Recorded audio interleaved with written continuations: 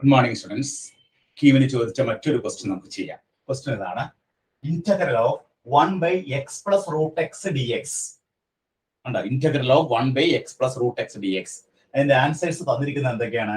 Log modulus of 1 plus root x, 2 log modulus of 1 minus root x plus c, log 1 minus modulus of 1 minus root x plus c, 2 log modulus of 1 plus root x plus c, 2 log modulus of x plus root x plus c. ഇതാണ് തന്നിരിക്കുന്നത്. ഇത് എങ്ങനെ ചെയ്യും? Integral of 1 by x plus root x ആണ്. ഇവിടെ നമ്മൾ ചെയ്യാൻ പോണത് ഇന്റഗ്രേഷൻ ബൈ സബ്സ്റ്റിറ്റ്യൂഷൻ ആണ്. എന്തിനാണ് സബ്സ്റ്റിറ്റ്യൂട്ട് ചെയ്യേണ്ടത്?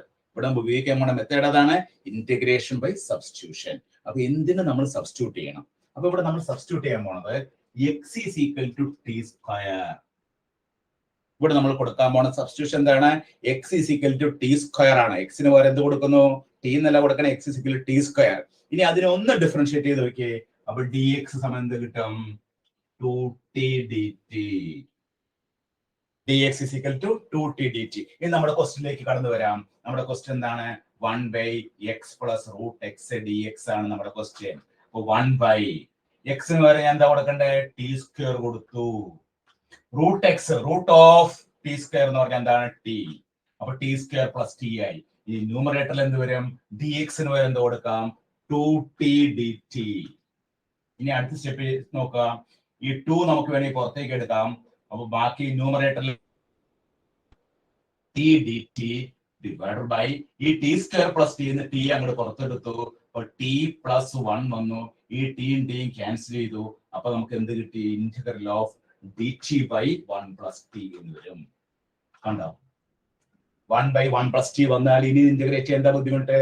therefore 2 into log modulus of log 1 plus t എന്ന് വരും. കണ്ടോ? log 2 into log 1 plus t. 1 by 1 plus t യുടെ ഇന്റഗ്രേഷൻ എന്താണ്? log അല്ലേ? 1 by integral of 1 by x dx എന്ന് പറഞ്ഞാൽ എന്താണ്? log x ആണ് അല്ലെ? log modulus of x ആണ്. അപ്പൊ 2 log 1 plus t. ഇനി ഇതിനെ നമുക്ക് സബ്സ്റ്റിറ്റ്യൂട്ട് ചെയ്യാൻ എന്ത് വരും? 2 log modulus of 1 plus ഈ t എന്ന് പറഞ്ഞാൽ എന്താ നമ്മൾ എടുത്തേ? x എന്നൊരു ടി സ്ക്വയർ ആണെങ്കിൽ t എന്ന് പറഞ്ഞാൽ എന്തായിരിക്കും? റൂട്ട് എക്സ് ആയിരിക്കും. അപ്പൊ നമ്മൾ ടിക്ക് വരെ എന്ത് കൊടുക്കാം? റൂട്ട് എക്സ് എന്ന് കൊടുത്തു പ്ലസ് സി. അപ്പൊ നമ്മുടെ ആൻസർ എന്ത് കിട്ടി? 2 log modulus of 1 plus root x plus c എന്ന് കിട്ടി. കണ്ടോ? 2 log modulus of 1 plus root x plus c. Answer ഇതിലുണ്ടോ നോക്കിയേ. ഫസ്റ്റ് ആൻസർ എ എന്നുള്ളത് നോക്കിയേ. log 1 plus root x plus c. പക്ഷെ ഇവിടെ 2 ഇല്ല. കണ്ടോ? ഇവിടെ 2 ഇല്ല. രണ്ടാമത്തെ 2 ഉണ്ട്. 2 log modulus of 1 minus root x ആണ്. അവിടെ തെറ്റി. മൂന്നാമത്തെ log modulus of 1 minus root x plus c. അതും തെറ്റാണ്. നാലാമത്തെ ഡിയിലേക്ക് വന്നേ. 2 log modulus of 1 plus root x plus c. അപ്പൊ നമ്മുടെ ആൻസർ ഏതാണ്? ഡി ആണ് ആൻസർ. കണ്ടോ?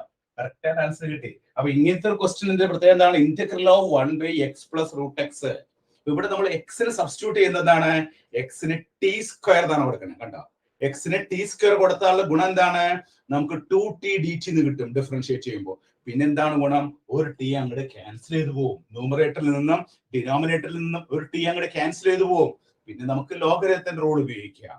Integral of 1 by x dx എന്താണ്? ലോഗ് എക്സ് ആണ്. നമ്മൾ അപ്ലൈ ചെയ്ത് വളരെ ഈസി ആയിട്ട് നമുക്ക് ആൻസർ കിട്ടും. ഇതൊക്കെ നമ്മുടെ എക്സാമിനേഷൻ വരുമ്പോൾ നമ്മൾ ആ കറക്റ്റ് പോയിന്റിലേക്ക് നമുക്ക് കിട്ടിക്കഴിഞ്ഞാൽ പെട്ടെന്ന് നമ്മുടെ ആൻസർ ആയി. കിട്ടിയില്ലെങ്കിലോ നമ്മൾ ഇത് വെച്ച് ഇങ്ങനെ സമയം നമ്മുടെ നഷ്ടപ്പെട്ടു. നമ്മൾ എന്തിന് ആദ്യം എക്സിന് നമ്മൾ ടി കൊടുക്കും. അപ്പൊ എക്സിന് ടി സ്ക്വയറിന് പകരം ടി ആണ് കൊടുക്കണമെങ്കിലോ നമുക്ക് അതിന്റെ ആൻസറിലേക്ക് എത്തിച്ചേരാൻ സാധിക്കില്ല.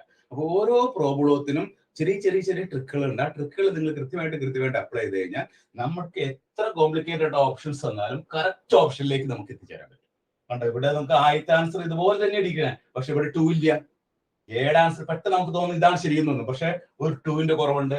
അത് ഡിയിൽ കിടപ്പുണ്ട്. കണ്ടോ? 2 log modulus of 1 plus root x plus c. ഇപ്പൊ നിങ്ങൾ ഇതിന് പകരം ഇതാണ് നിങ്ങൾ ടിക്ക് ചെയ്യണമെങ്കിലോ നിങ്ങൾക്ക് കിട്ടുന്ന ഏറ്റവും വർക്കായി. നിങ്ങൾ ചെയ്ത വർക്ക് മുഴുവൻ വെറുതെ ആയില്ലേ? ഇതാണ് നമ്മൾ സൂക്ഷിക്കേണ്ടത്. വളരെ സൂക്ഷിച്ചു വേണം നമ്മൾ എൻട്രൻസിന്റെ ഓരോ ക്വസ്റ്റിനും അറ്റൻഡ് ചെയ്യുന്നത് കേട്ടോ.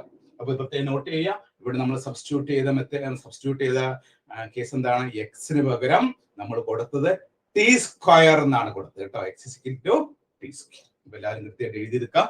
ചെയ്ത് പഠിക്കുക. നമ്മുടെ എക്സാം എന്താണ്? ജൂൺ അല്ലെ? ജൂൺ 26 കണ്ടല്ലേ പറഞ്ഞ ഈ എൻട്രൻസ് എക്സാം അല്ലെ, കീമിന്റെ എൻട്രൻസ് എക്സാം പുതുക്കിയ ഡേറ്റുകൾ തീരുമാനിച്ചു. അപ്പൊ കൃത്യമായിട്ട് ആ ഡേറ്റിലേക്ക് നമ്മൾ അടുത്തുകൊണ്ടിരിക്കുകയാണ്.